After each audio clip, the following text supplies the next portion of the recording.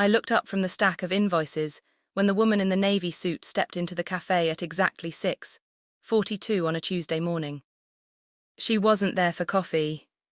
She scanned every face until her eyes landed on mine. "Are you Emily Carter?" she asked. I nodded slowly, wiping my hands on my apron. "Yes." She opened a leather folder, glanced at a document, and asked the question that made every sound in the room disappear. "Did you mail this envelope to Meridian National Bank on March 18th at 8:17 a.m.? For 3 seconds I couldn't answer. Not because I was afraid. Because after 7 months of pretending I knew nothing, someone had finally connected the envelope to me. "Yes," I said quietly. She studied my face before closing the folder. "Then everything that happened afterwards started with you." The customer waiting for his latte stared at us. My manager froze behind the espresso machine. I simply nodded. Because she was right. But this story does not start here. Welcome back to Revenge Cold Stories. Drop your first name and your city in the comments and subscribe before we go any further. My name is Emily Carter. I'm 36 years old, and until last year I believed hard work could solve almost every problem. I had been wrong about many things before. Just never about people I loved. Growing up in Columbus, Ohio, my parents taught me that money wasn't something you spent. It was something you respected. My father repaired heating systems for 32 years, without missing more than 5 workdays. My mother worked the circulation desk at the public library for 27 years. Neither of them earned impressive salaries. Together they built something more valuable than appearances. Stability. Every Friday evening, my father sat at our kitchen table with a yellow legal pad. Mortgage. Utilities. Insurance. Emergency fund. College savings. Retirement. He wrote every number by hand. When I was 12, I asked why he didn't just estimate everything. He smiled. "People don't lose houses because they can't count," he said. "They lose them because they stop counting." That sentence stayed with me longer than any financial advice I ever received. By 23, I had graduated with a bachelor's degree in accounting. No student loans. 2 scholarships. 1 part-time job. 4 years of saying no to vacations, expensive clothes and weekend trips. At 28, I earned my CPA license after failing 1 section of the exam on my first attempt. I framed the certificate myself because I couldn't justify paying $30 for professional framing. That was who I was. Every dollar had a purpose. Every plan had a backup plan. When I met Daniel Brooks, he laughed at that. Not cruelly. Affectionately. "You probably budget birthday presents 6 months early," he joked on our 3rd date. "I actually do." He laughed so hard he nearly spilled his drink. "I've never met anyone like you." At the time, I thought that was a compliment. Daniel was 38. Confident. Funny. The kind of man who remembered waiters' names and always tipped generously, even when he couldn't really afford to. He worked in commercial real estate sales. His income fluctuated wildly. 1 quarter he'd earn $40,000. The next he'd barely clear 8. He called it the nature of commission. I called it stressful. Still, he made me feel seen. After dating for 18 months, we married in a ceremony with 74 guests. Nothing extravagant. The total cost came to $14,860. I know because I paid every invoice myself. We agreed to combine our finances after the wedding. Joint checking account. Joint household expenses. Separate retirement accounts. Separate personal spending accounts. 1 shared savings account labeled future. That account mattered more to me than almost anything. Every month I automatically transferred 12% of my paycheck into it. Bonuses went there. Tax refunds went there. Birthday money from my parents went there. Within 6 years, the balance reached $186,400. Not because we were wealthy. Because I was disciplined. Daniel admired that. Or at least I believed he did. When people ask how someone misses warning signs inside a marriage, they usually imagine dramatic lies. Secret phones, hidden hotel receipts, late-night disappearances. Life is rarely that obvious. Sometimes betrayal arrives disguised as appreciation. Daniel constantly thanked me for handling the finances. I don't know how you keep everything organized.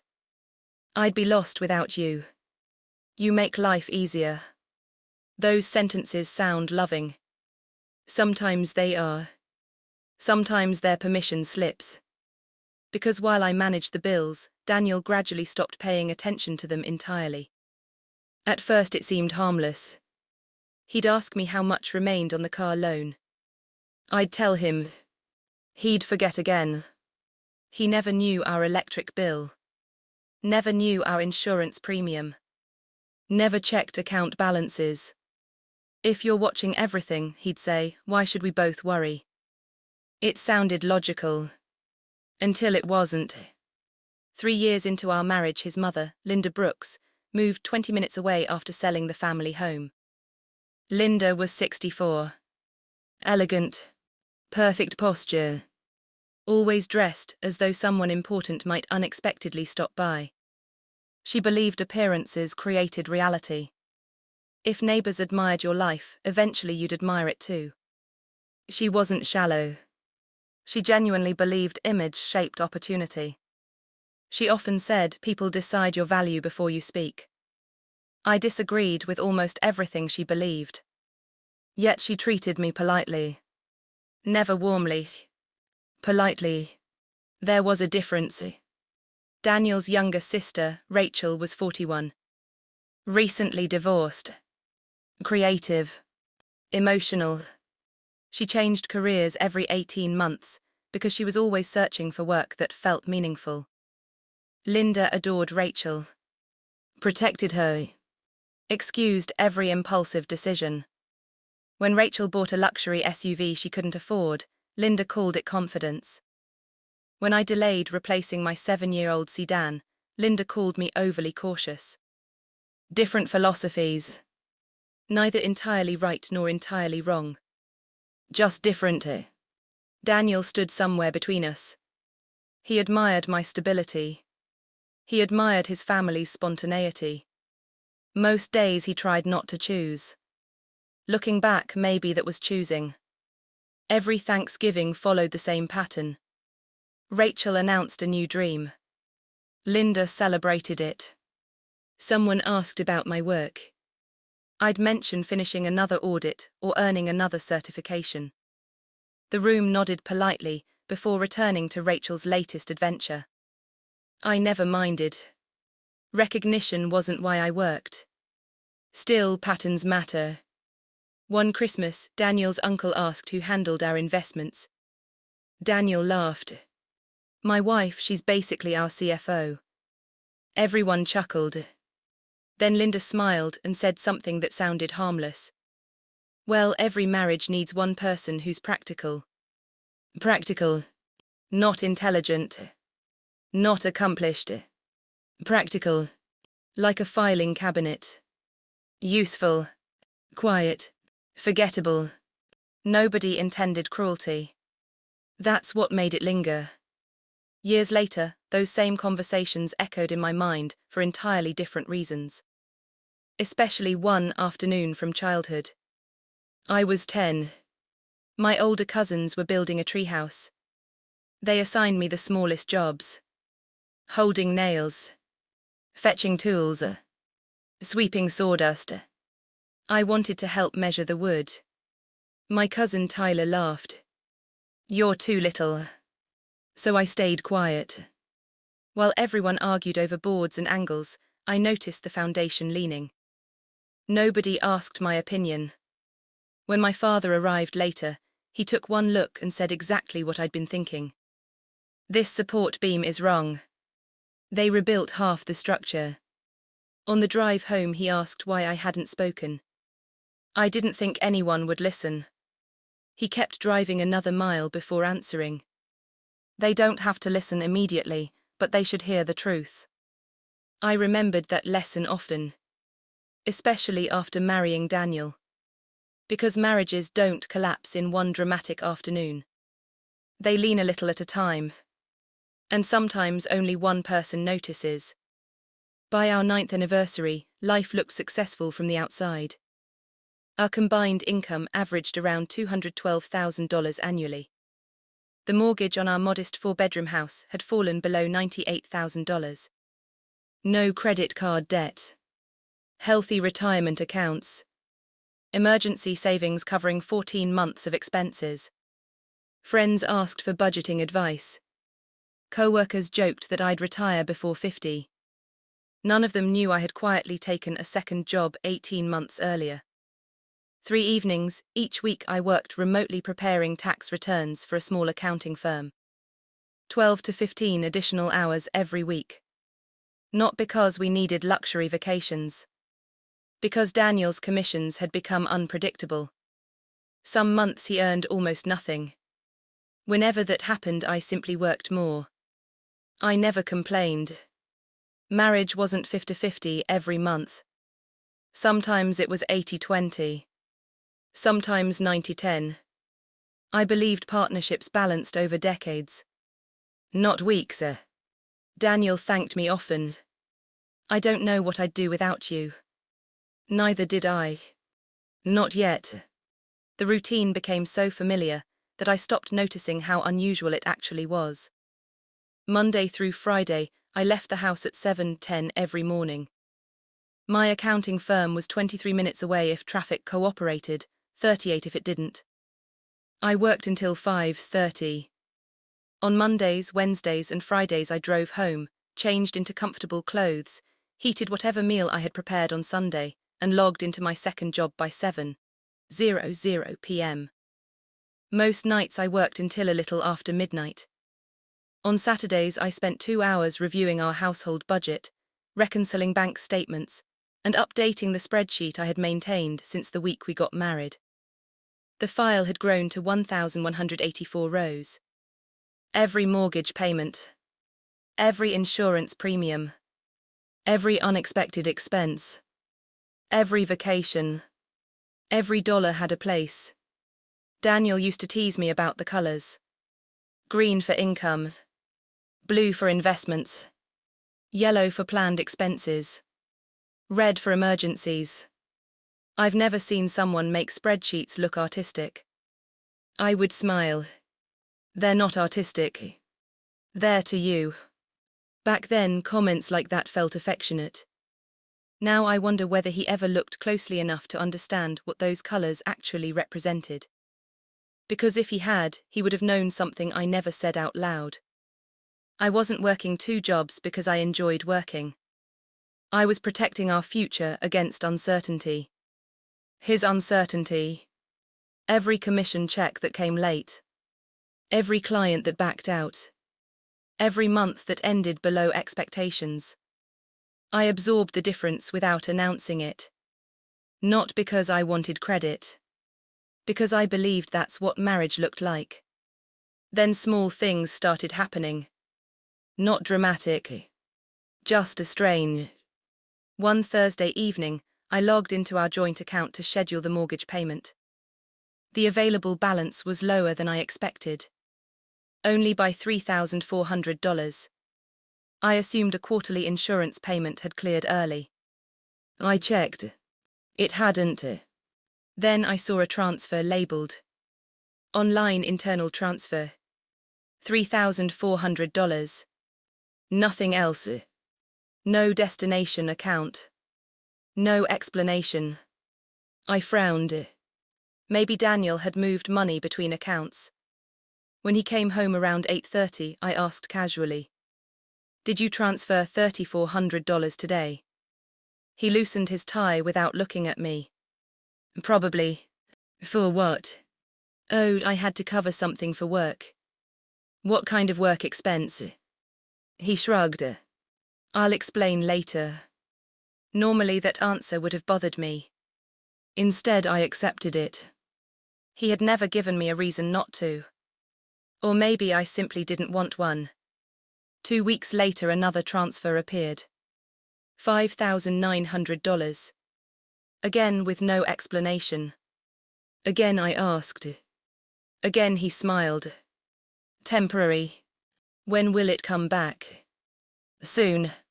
It sounded reasonable. Real estate deals moved money around constantly. At least that's what I told myself. 3 months passed. The transfers continued. Some were small. $800. $1,200. Others were much larger. $9,000. $11,000. Always just vague enough that I couldn't immediately classify them as suspicious. When I totaled them one Saturday morning, the number on my calculator read $47,800. I stared at it for nearly a minute. Then I checked my formulas. Still the same. $47,800 had left accounts connected to our savings in just under 4 months. That afternoon, Daniel was watching a baseball game when I sat beside him. I need to ask you something. He muted the television. Sure. I've been reviewing the transfers. His expression barely changed. So, they total almost $48,000. Okay. I don't know where they're going. He leaned back. I told you they're temporary. I understand that, but temporary for what? He rubbed his forehead.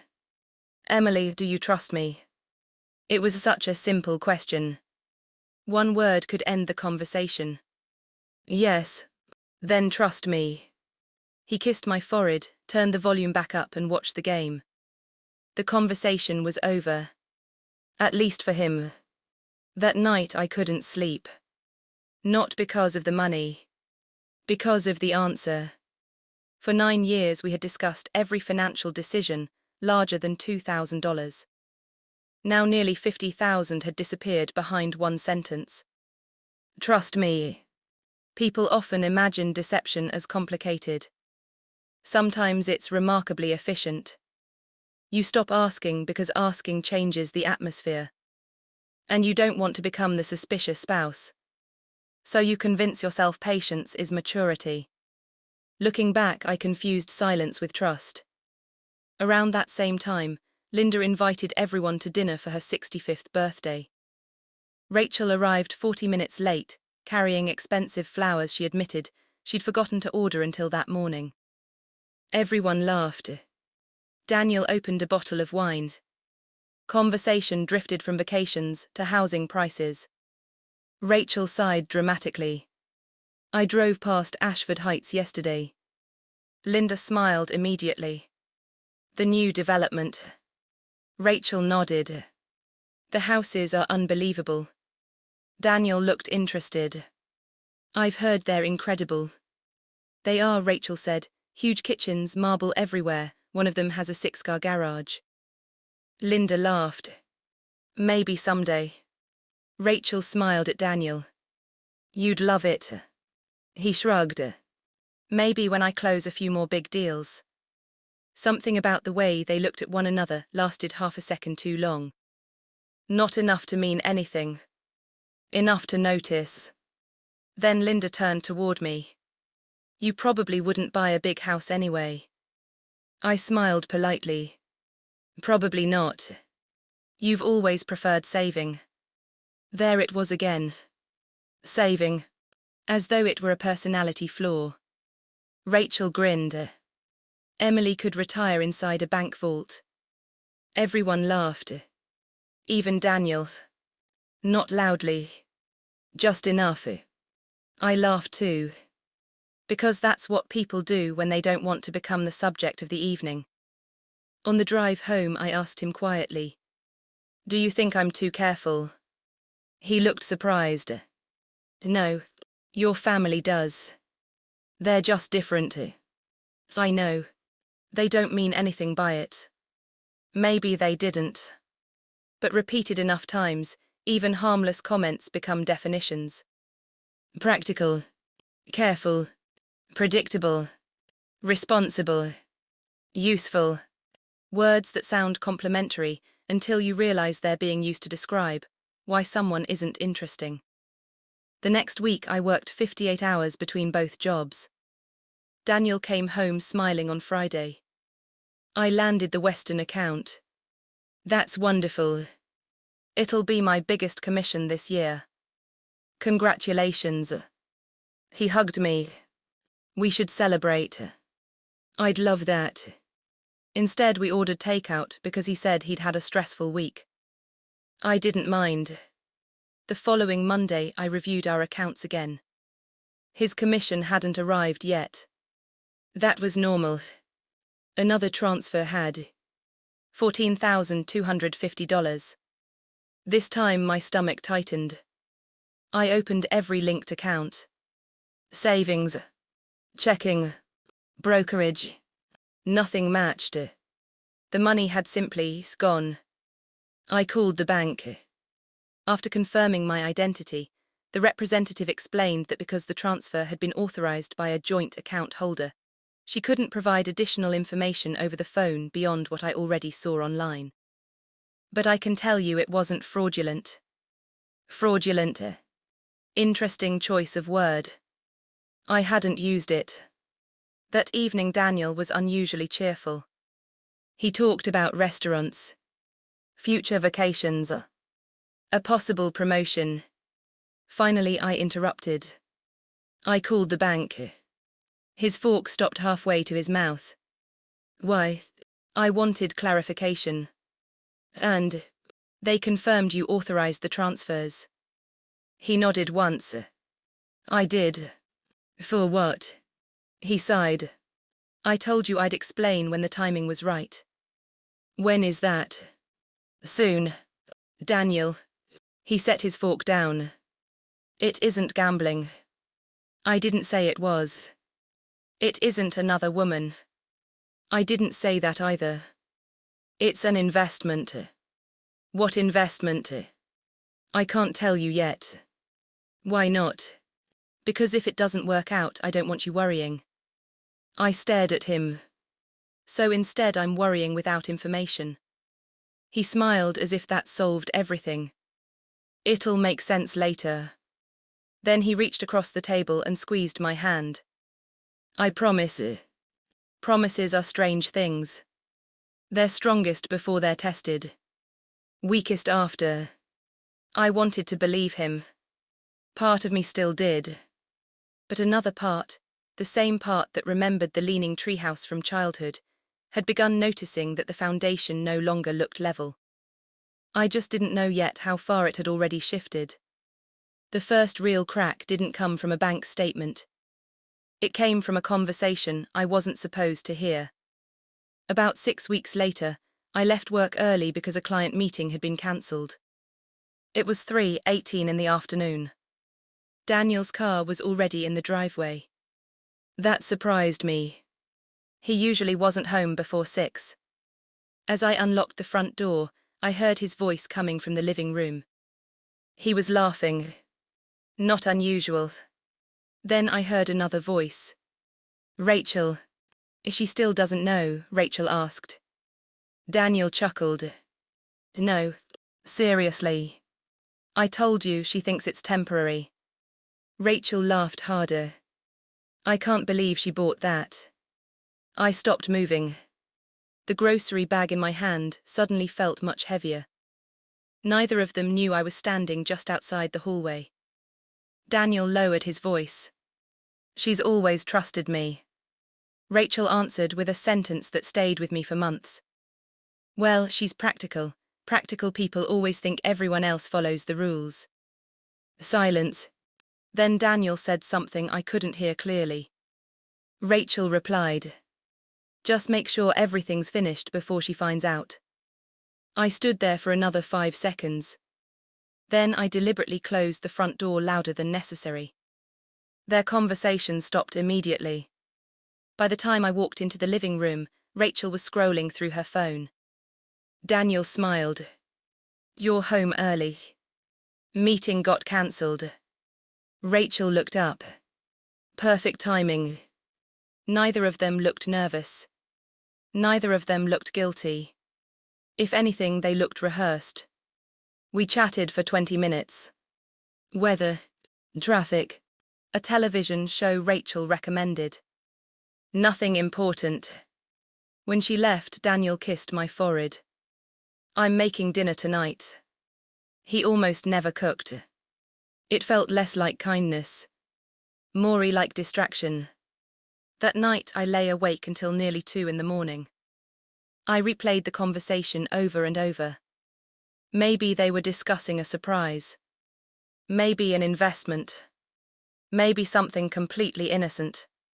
Except innocent conversations don't stop the moment someone enters the room. The next morning I opened my laptop before work. Not to check balances. To review patterns. I exported every transaction from the previous 18 months. Dates, amounts, transfers, deposits, withdrawals. 386 pages when printed. I highlighted every unexplained transfer. Then I compared the dates with Daniel's calendar, which synchronized automatically with our shared family account. Most dates meant nothing. Until I noticed something odd. Almost every large transfer occurred within 48 hours of Daniel meeting someone listed only as L. Lunch with L. Property tour L. Meeting L. Coffee L. I frowned. Who was L? A client. A lawyer. Someone from work. I searched old emails. Nothing. Then I searched social media. Nothing useful. At lunch I called Daniel. Quick question. Sure. Who's L? Silence. What do you mean? You have a lot of meetings with someone listed as L. So, he laughed. Larry. Larry Huth. My broker. You've never mentioned him. He handles commercial financing. Last name. Another pause. I honestly can't remember. You forget birthdays. You forget anniversaries. You do not forget the last name of someone you meet with twice a month. I wrote one word in my notebook after hanging up. Lie.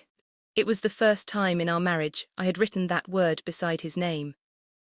I hated myself for it. Not him. Myself. Because writing it made the possibility real. For the next 3 weeks I said nothing. I watched. Listened. Compared. When someone changes their behavior, they often overcompensate. Daniel started complimenting me more. Buying flowers. Suggesting weekend breakfasts. Asking about my second job. The gestures were thoughtful. Almost too thoughtful. One Saturday morning, while folding laundry, he looked at me with genuine concern.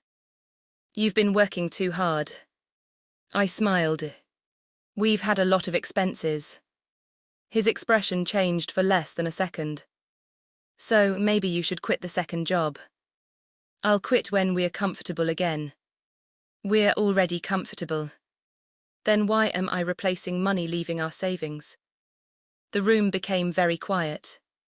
He picked up a towel and folded it carefully. You worry too much. No, I looked directly at him. I calculate too much. He laughed softly. There it is. What? The accountant. I'm your wife. I know. Then stop talking to me like I'm an auditor. That sentence ended the conversation. Not because I had nothing to say. Because I suddenly understood something important. He no longer saw my questions as part of our marriage. He saw them as obstacles. A week later, my best friend, Claire, invited me to lunch. Claire and I had worked together for nearly 11 years. She had an unusual talent. She noticed emotional details the rest of us overlooked. Halfway through lunch, she set down her coffee. What's wrong? Nothing. She smiled. You've stirred your tea 16 times. I have not. You absolutely have. I laughed despite myself. Then I sighed. I think Daniel is hiding something. She didn't interrupt. Didn't immediately say I was overreacting. Didn't jump to conclusions. She simply asked, "What do you know?" "Not much." "What do you feel?" "That something doesn't fit." "What evidence do you have?" I listed everything. The transfers, the conversations, Zell, Rachel, the secrecy. Claire listened quietly. Finally she spoke. "Those things don't prove betrayal." "I know. But they do prove missing information." I nodded. "What are you going to do?" I looked out the restaurant window. "For now." I paused. "I'm going to stop asking questions." Claire looked surprised. "Why?" "Because if someone thinks you believe them, they stop covering their tracks." She stared at me for several seconds. "I've never heard you sound like that." "I haven't either." That afternoon I opened a new notebook. Not a spreadsheet. Not a budget. A timeline. Every unusual conversation. Every unexplained transfer. Every meeting. Every date. Every receipt. Every inconsistency. I wasn't trying to catch my husband. I was trying to understand him. There is a difference. One assumes guilt. The other searches for truth. I still hoped truth would prove me wrong. It didn't. 3 days later, Daniel forgot his tablet on the kitchen counter. Normally, I never touched his devices. Privacy mattered. Marriage didn't erase that. But around noon, it chimed with a calendar reminder. Property walkthrough 2:00 p.m. Ashford Heights. I froze. Ashford Heights. The same neighborhood Rachel had admired. The same development Linda had praised. The same place Daniel had casually mentioned months earlier. I stared at the notification until the screen went dark. I didn't unlock the tablet. I didn't read messages.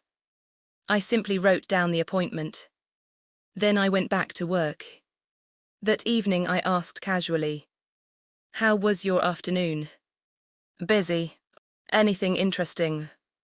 "Mostly office meetings." "Office meetings." I nodded. "Sounds exhausting." It was. He smiled.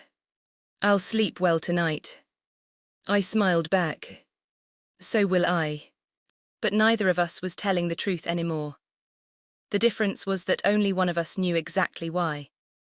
The following Thursday, I did something that would have horrified the version of me from a year earlier. I took a personal day from work. Not to rest. Not to shop. To verify. I left the house at my usual time, so Daniel wouldn't notice anything unusual. Instead of driving downtown, I parked in a grocery store lot about 15 minutes from our neighborhood and waited. At 8:06 a.m., Daniel's SUV passed exactly where I expected it to. He wasn't heading toward his office. He was heading west. Toward Ashford Heights. I waited another minute before starting my car. I kept 4 or 5 vehicles between us the entire drive. Every traffic light made me question what I was doing. Every turn felt like crossing a line I had promised myself I'd never cross. I wasn't proud of it. But I also couldn't ignore what months of unanswered questions had become. Ashford Heights was the kind of neighborhood people slowed down to admire. Stone entrances, tree-lined streets, fresh landscaping. Homes that looked more like magazine covers than places where ordinary families lived. Most of them started around $2 million. Some sold for considerably more. Daniel drove through the entrance gate after entering a code. I couldn't follow immediately. I circled the block twice before another vehicle entered, and the gate stayed open long enough for me to drive through. The development was quiet. Construction crews worked on a few unfinished homes. Landscapers trimmed hedges. Moving trucks stood outside several recently completed properties. I saw Daniel's SUV parked in front of a large white brick mansion with black-framed windows. 3 stories, a wraparound porch, circular driveway, at least 6,000 square feet. He wasn't alone. Standing beside him was a woman with shoulder-length blonde hair. Even from a distance, I recognized her. Not because I had ever met her. Because I had seen old photographs. Her name was Melissa, Daniel's ex-wife. The woman he had divorced nearly 12 years earlier. I gripped the steering wheel so tightly my hands hurt. They weren't arguing. They weren't saying goodbye. They were smiling.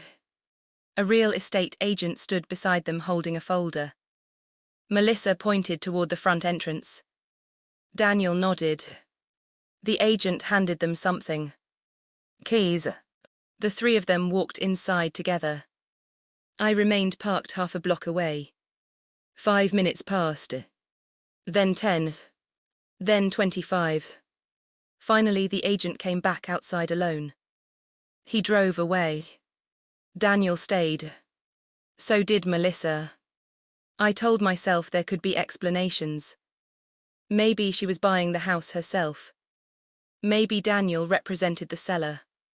Maybe he was earning a commission.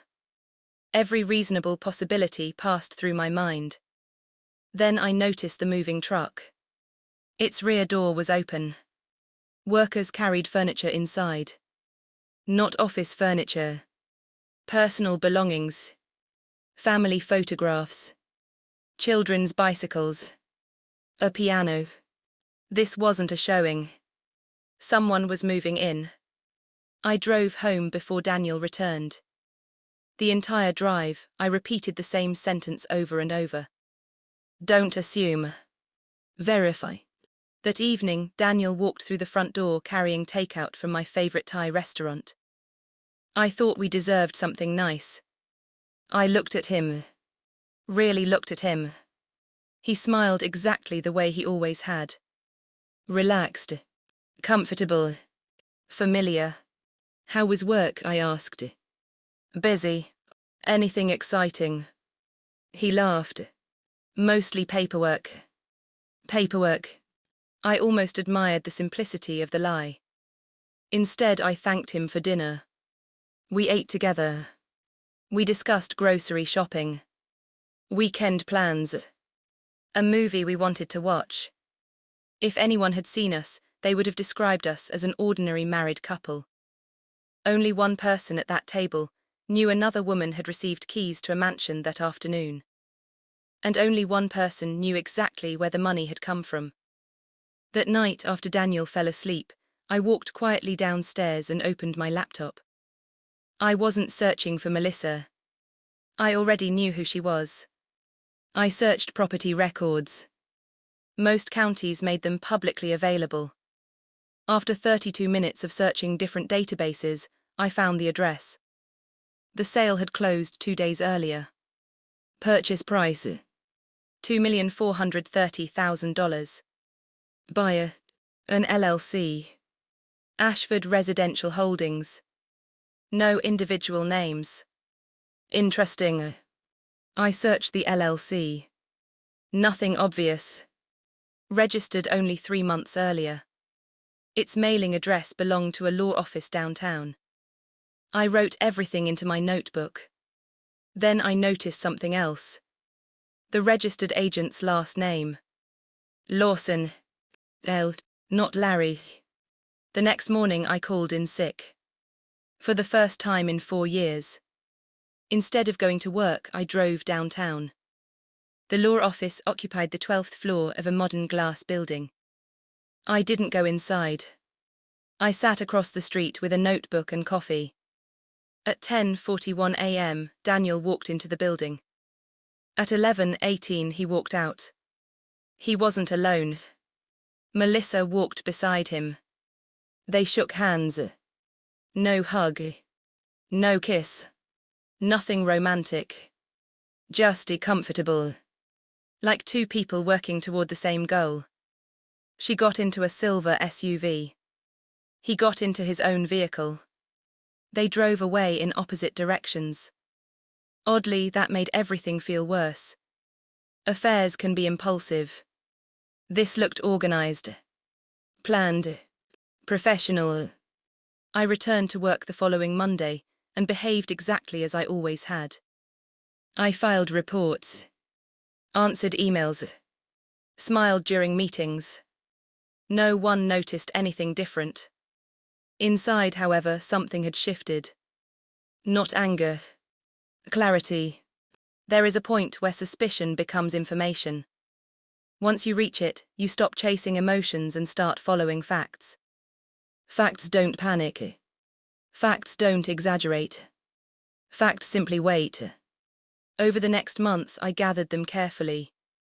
The unexplained transfers now totaled just over $214,000. Nearly every dollar I had saved over years of late nights and second jobs had disappeared. I traced the timing. Large transfers always occurred shortly before payments connected to the LLC. Smaller transfers covered legal fees, inspection costs, closing expenses. It wasn't enough to prove everything, but it was enough to reveal a pattern. One evening, while organizing receipts, Daniel walked into my office. "You've been spending a lot of time in here. Tax season." He nodded. "I've been thinking." "About what?" "When everything settles down." He smiled. "I want us to start dreaming bigger." Bigger. A larger house. I looked directly at him. "We can't afford a larger house." He smiled confidently. "You'd be surprised." I almost asked him whether he meant the one he had apparently already helped someone else buy. Instead, I simply said, "I like the house we have." He kissed the top of my head. "You deserve something better." After he left the room, I stared at the closed door. For the first time since we had married, I realized something painful. He wasn't just hiding what he had done. He genuinely believed I would eventually thank him for whatever story he planned to tell. That frightened me more than the money, because it meant we were no longer living in the same reality. The next Friday, something unexpected happened. An email arrived in my inbox from Meridian National Bank.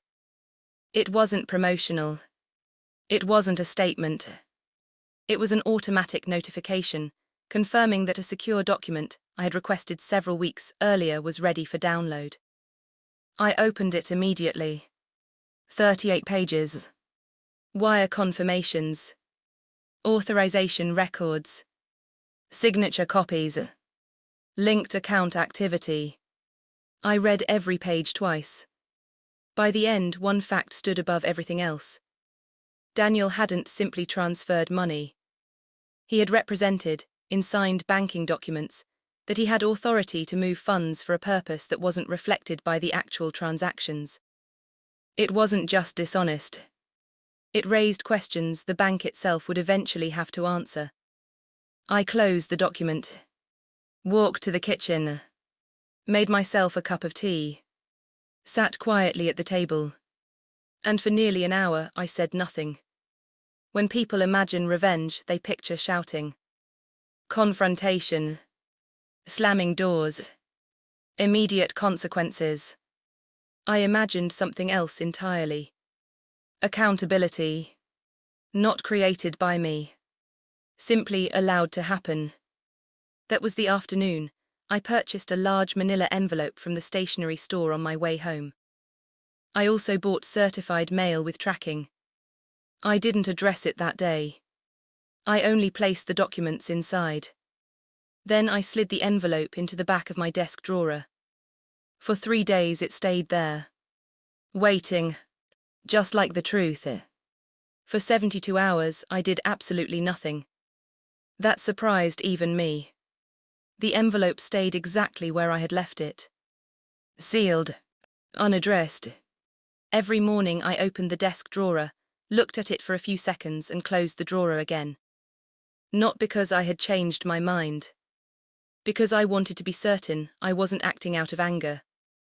Anger fades. Paperwork doesn't. If I mailed that envelope, there would be no taking it back.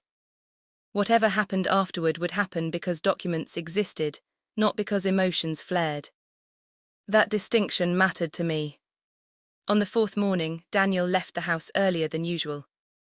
He kissed my forehead. I might be late tonight. Big meeting. He smiled. Hopefully. I hope it goes well. Me too. After his car disappeared down the street, I made coffee, sat at the kitchen table, and read every page in the envelope one final time. Wire transfers. Authorization forms. Copies of signatures. Property filings. A timeline. Nothing highlighted. Nothing annotated. No accusations. Just records. At 8:17 a.m., I stood inside the downtown post office.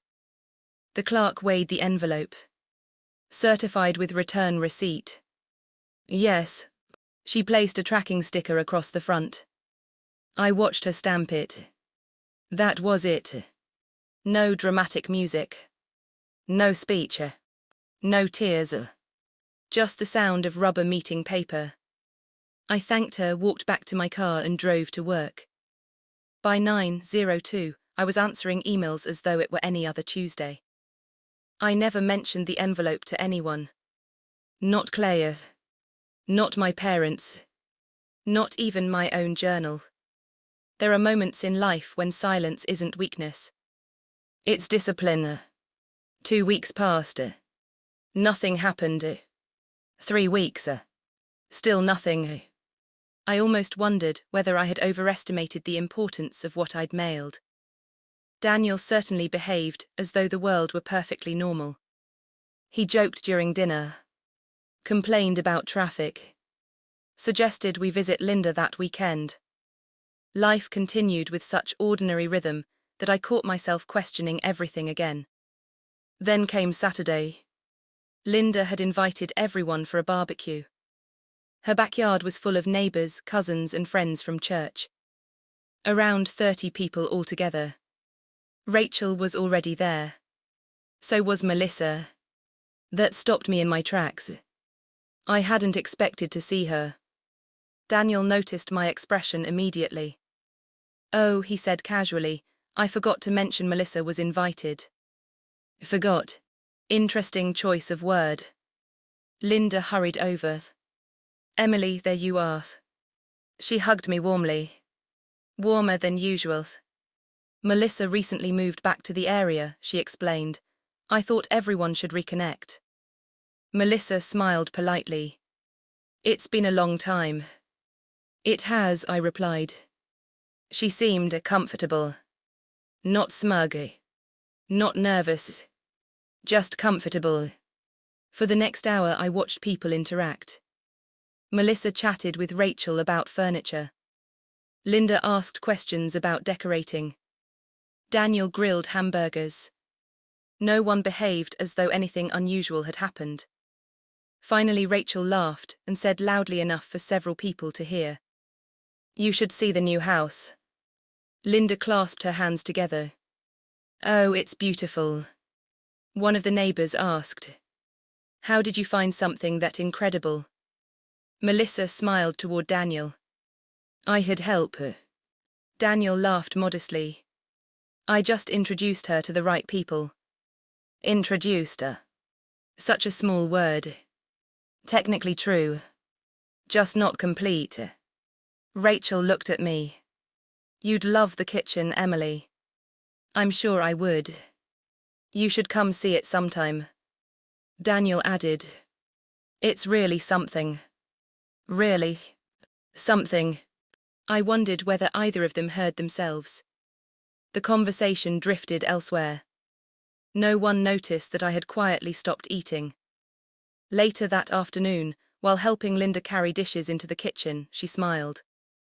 You know. What? I'm proud of Daniel. So am I. He's always had such a generous heart. I looked at her. What do you mean? He never stops helping people. There it was again. Helping. I suddenly realized something I hadn't considered before. Linda didn't know. Not completely. She believed Daniel had used his professional connections. Not our savings. Not my years of overtime. Just his expertise. That realization changed how I viewed everyone. Rachel probably knew pieces. Melissa likely knew different pieces. Linda knew almost none. Everyone held part of the puzzle. Only Daniel possessed the whole picture. When we drove home, he seemed unusually relaxed. Today went well. It did. I'm glad everyone gets along. I looked out the passenger window. So am I. That night after he fell asleep, I opened our shared savings account again. Balance, $3,912. 9 years. 2 jobs. Hundreds of late nights. Reduced to less than $4,000. I didn't cry. The numbers had moved beyond tears. They had become evidence. The following Wednesday, exactly 31 days after I mailed the envelope, my phone rang at work. Emily Carter. Yes. This is Angela Reeves from Meridian National Bank's Compliance Division. My heartbeat slowed instead of speeding up. Oddly, I had expected this call for weeks. We received documentation concerning several transactions connected to accounts on which you're listed. I understand. We'd like to schedule a meeting. When? The earliest available is Monday at 9. I'll be there. She thanked me. The call lasted less than 4 minutes. I returned to the audit I had been reviewing before the phone rang. My co-workers noticed nothing unusual. Inside, however, I understood something important. The envelope had arrived. And somewhere, someone had begun asking questions that couldn't be answered with "trust me." I still said nothing to Daniel. Not because I was protecting him. Because the process no longer belonged to me. Facts had their own timetable. All I had done was place them where they could be seen. Everything else would follow on its own. Monday arrived with grey skies and steady rain. The kind of weather that made every parking lot shimmer like glass. I left home at 7:15. Daniel was still asleep. His first meeting wasn't until 10, or at least that's what his calendar said. I stood in the doorway of our bedroom for a moment. He looked peaceful. Completely unaware that, less than 2 hours later, strangers would begin asking questions about decisions only he could explain. I didn't feel satisfaction. I didn't feel guilt. Mostly I felt tired. 9 years of marriage had somehow led to a conference room at a bank. That wasn't a future either of us had imagined. Meridian National Bank occupied 12 floors of a downtown office building. At 8:53, I introduced myself at the reception desk. A woman in her 50s greeted me with a professional smile. "Ms. Carter, they'll be ready in just a moment." She offered coffee. I declined. Water. Also declined. I wanted nothing in my hands except my notebook. At exactly 9:00, she escorted me into a conference room. 3 people were already seated. Angela Reeves from Compliance. A man from the bank's legal department named Robert Ellis.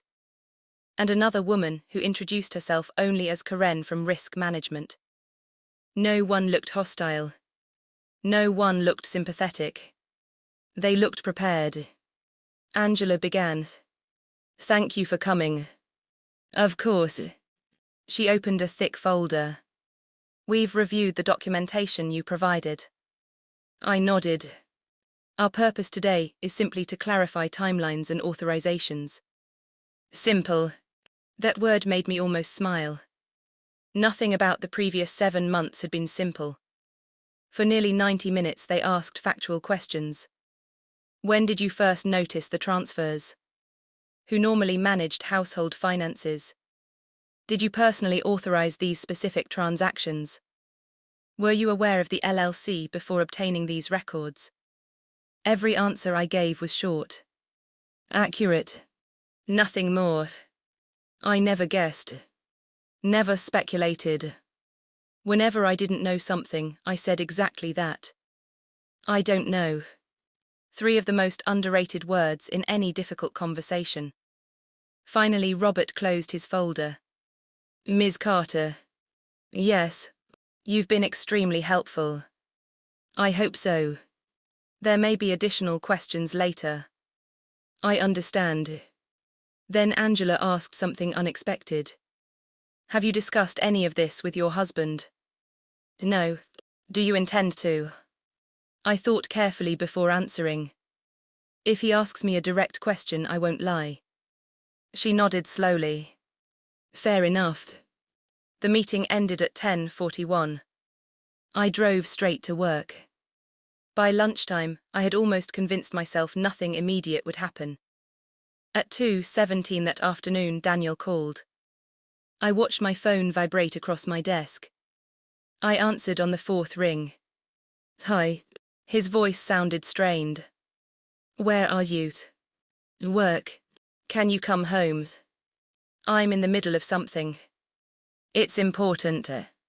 What happened? A long pause. The bank froze several accounts. I closed my eyes briefly. I see. They said they're reviewing documentation. Another pause. Do you know anything about this? There it was. The first direct question.